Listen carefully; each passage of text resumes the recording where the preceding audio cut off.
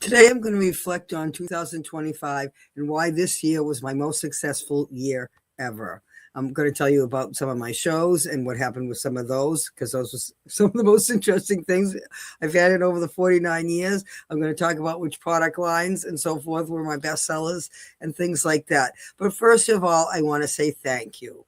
Thank you to everybody who helped make this a successful year. Without my customers, I would have no business.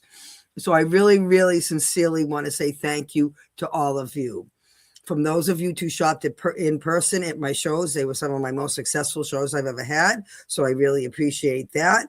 For those of you who tried to shop on my website, and I know a lot of you ran into glitches on that and persevered and either called me or something because you were having issues there. And I appreciate, again, your perseverance, because I am not web savvy. I am working to get my website updated and so forth.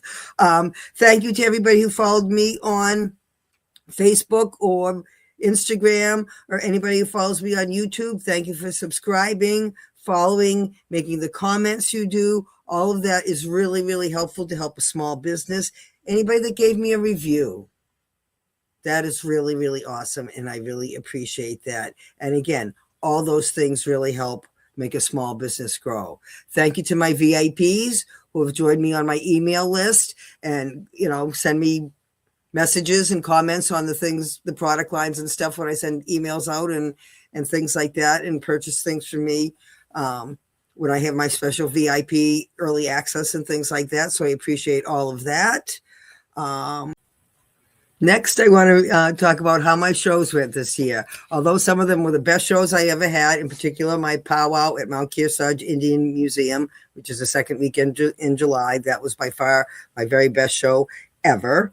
But this year, I had the most horrific weather I have ever experienced in the last 49 years. Right from the get-go, my first three shows were rough.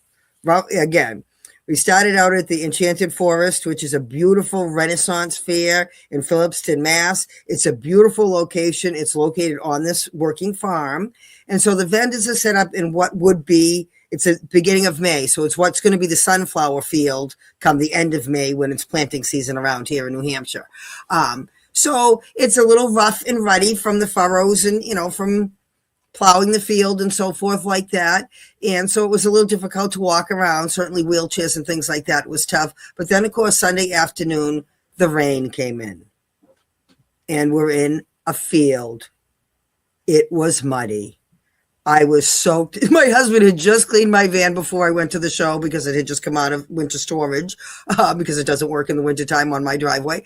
In any event, he'd cleaned it all up, and everything I put in there was caked with mud. It took me every fixture, every part of my booth, which is not an easy up. It's assembly like a tent. You have to put the poles together. Not tents aren't even like that anymore. But individual parts had to be washed, degritted. They had grit in them. They were, couldn't get them apart. I mean, it was horrible.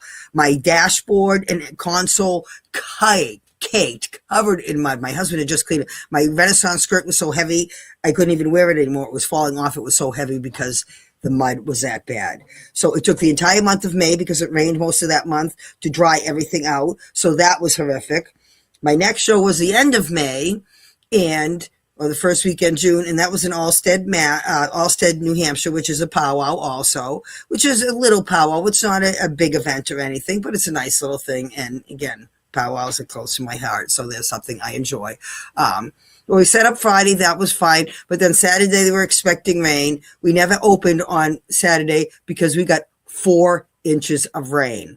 I got there Saturday morning, got ready to open, and then right around 10 or 10:30 when we were supposed to open, the rains came in, and it came down like a bucket. And again, I couldn't even get to my car because, and so forth, because, so you had to just kind of wait it out for a while, and then finally, came home. So we lost that entire day. My third show of the year also was pretty much a disaster because we had 50-mile-an-hour winds. Now, I was in Hurricane Arthur, but I wasn't actually right in my booth when it happened, but in an event. that was windy. But this 50-mile-an-hour winds, it took me 7 hours just to get the frame of my booth up. I couldn't put tables up. Everything was just blowing over, the shelves, the tables. Some poor people, 2 people trying to set up an easy up or something and get the cover on it, and they're blowing away like sails. They're each holding on to the end of it, almost literally taking off into the air because, and then just said, forget it. And everybody just sat down and gave up. They were coming around with big, huge, tent stakes to try to secure booths down in between them. And it was awful. So that show was not a very successful one. After that, though, things picked up. I do have to say my July shows and again, a couple powwows here and so forth. And then a music festival, a Boogie and Blues Festival, which is an absolute blast. I'm looking into maybe some more shows like that. So overall, my shows went very well after those first 3 rough ones. The other thing I wanted to talk about is, again, what things were my best sellers. I think my art and so forth really came a long way this way. Again, I've been a leather artist since 1977, but my painting and my 3D leather art really kind of took off this year. I had done butterfly earrings and so forth, and the wings were bent, and so they looked like real butterflies and so forth. So that was where I had started, and so forth. I mean, I don't know if you can see that shape like a butterfly.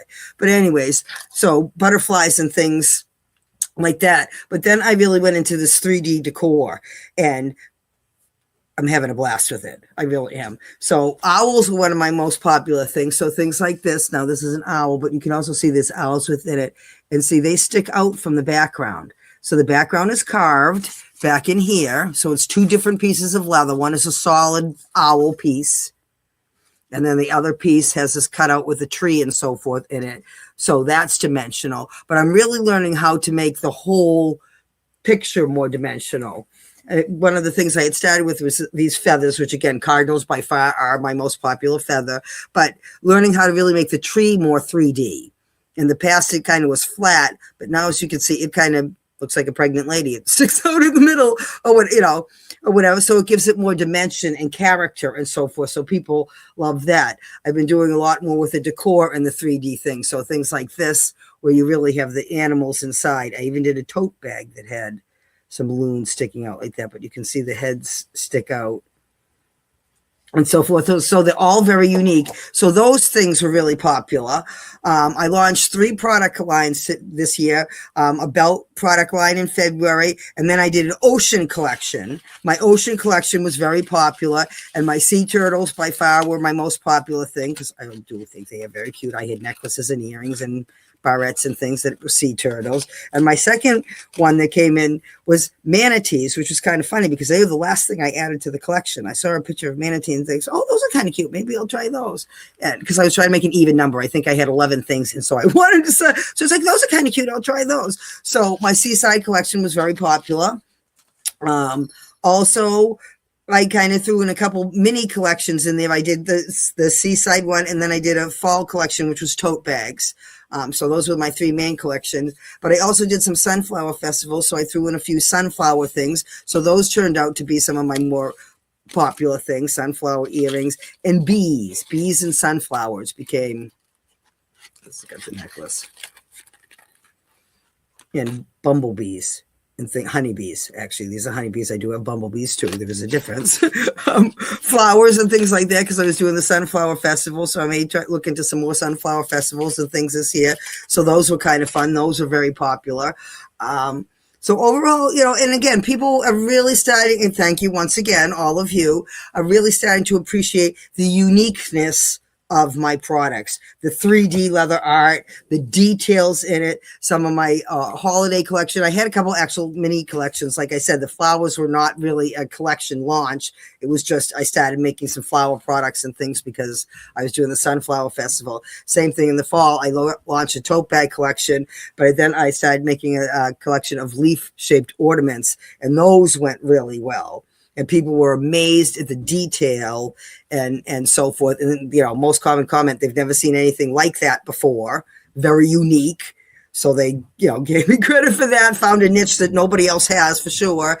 And that the detail of them because little tiny animals painted, you know, family scenes. So they were really cute.